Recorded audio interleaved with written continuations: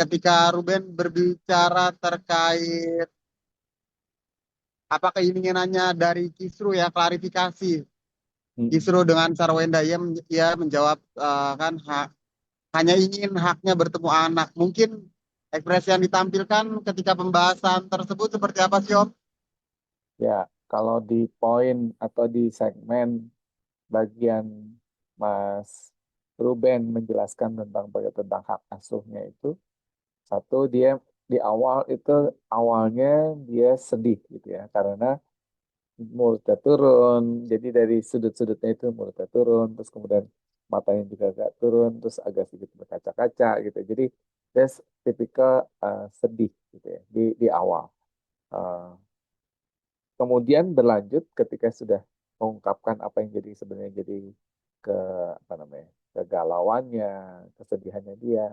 Kemudian meningkat sebenarnya dia mulai a little bit geser jadi ke anger. Kenapa? Karena dia ngerasa bahwa di part ini, di konteks ini, dia ngerasa bahwa dia tidak bisa mendapatkan kesempatan itu dan dia mempertanyakannya.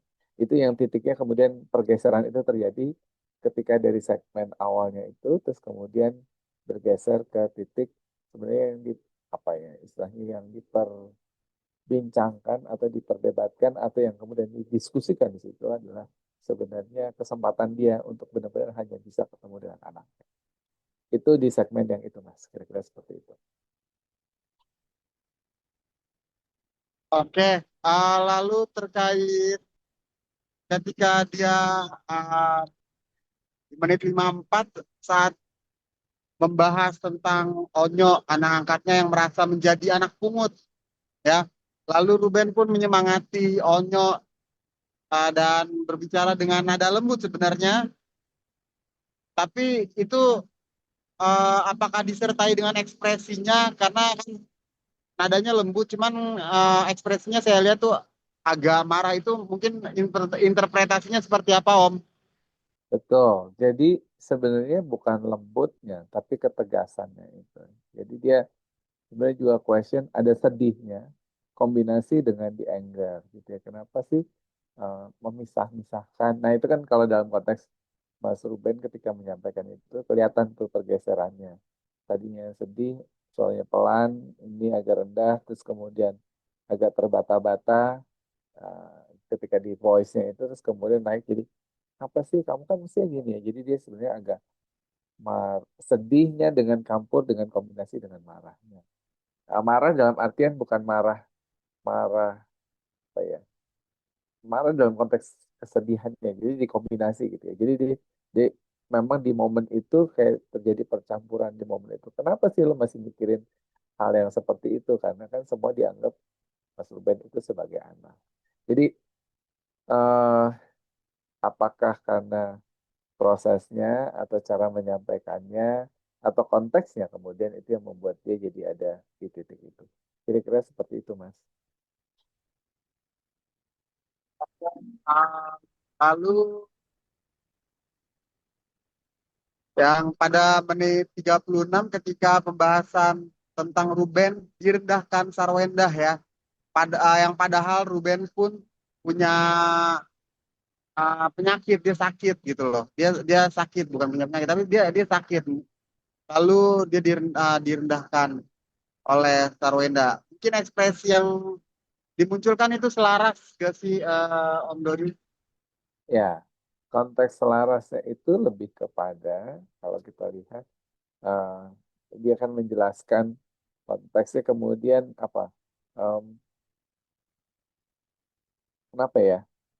Ketika dia lagi misalnya lagi ada masalah gitu terus kemudian dia agak sedikit jadi konteksnya yang mesti lihat gitu, ada keterlambatan pembayaran kan gitu ya di momen itu ya jadi kemudian dia apa kok sampai segitunya nah itu yang istilahnya dia kombinasi sedih dan kembali lagi dia marah Mas Ruben banyak memunculkan momen-momen dia ngerasa sedih terus kemudian di sisi lain dia merasa marah.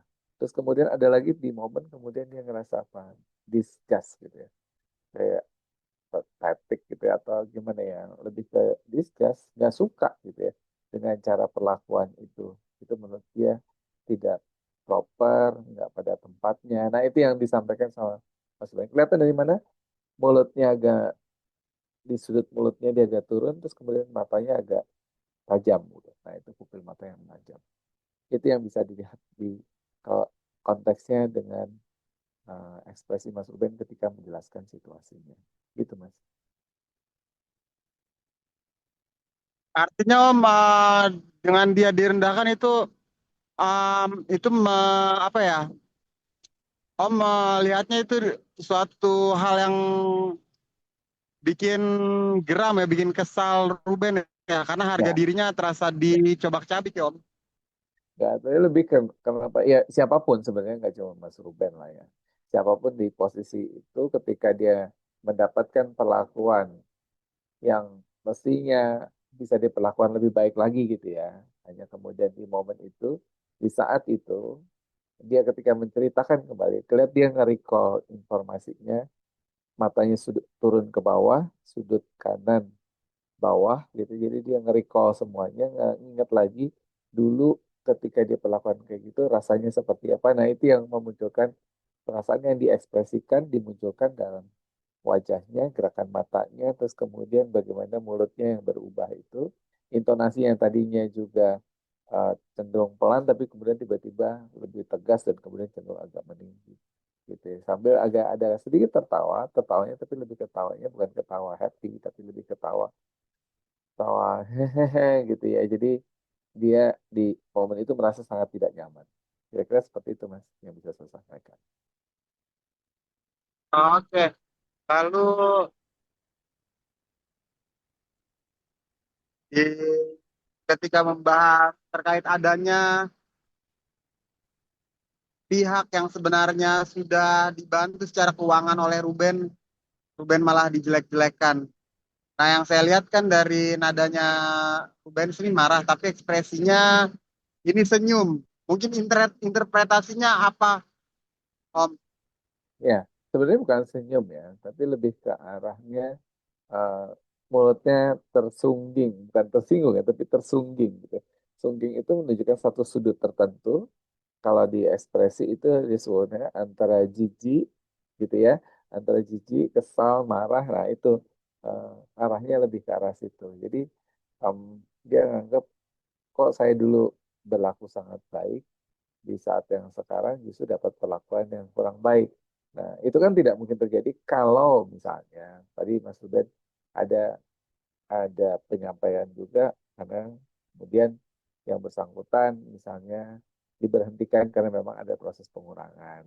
Ya, itu kan satu hal yang tidak bisa dihindarkan. Bisa jadi orangnya tidak suka sehingga kemudian beralih menyeberang dan perilakunya jadi seperti itu. Nah, itu yang juga Mas Ruben sepertinya merasa sangat kurang nyaman di titik atau di momen itu, Mas.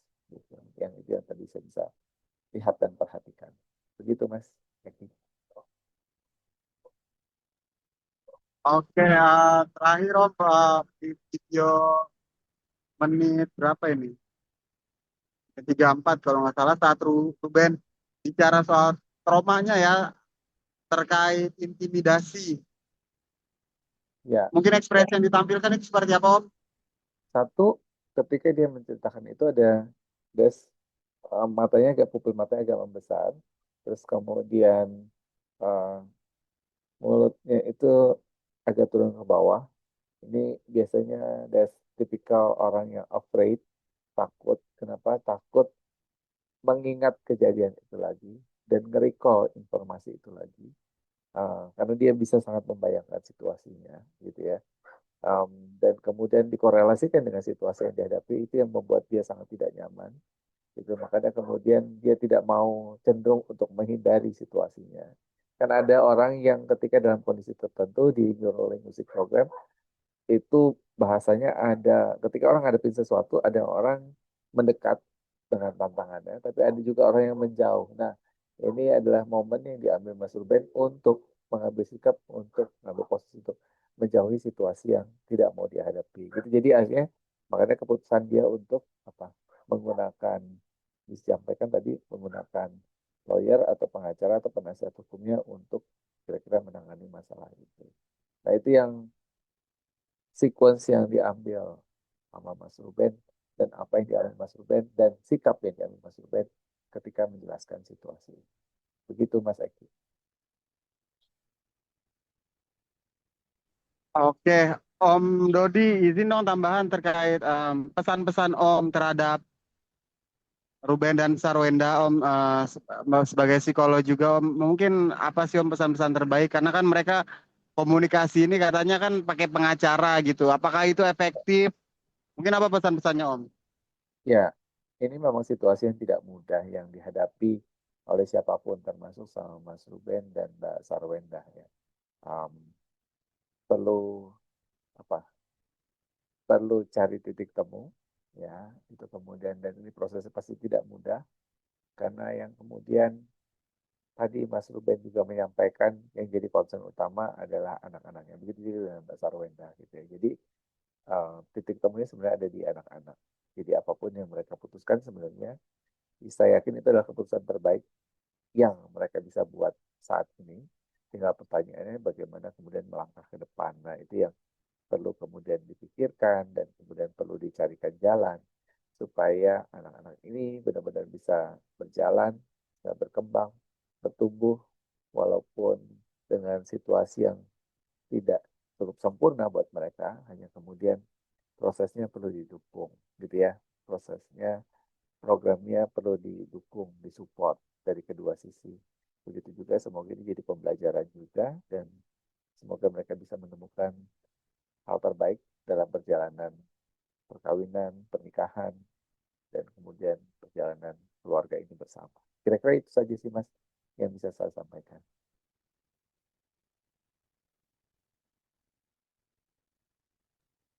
Oke, siap. Om Dodi, terima kasih untuk wawancaranya Om. Ya, sama-sama Mas Eki.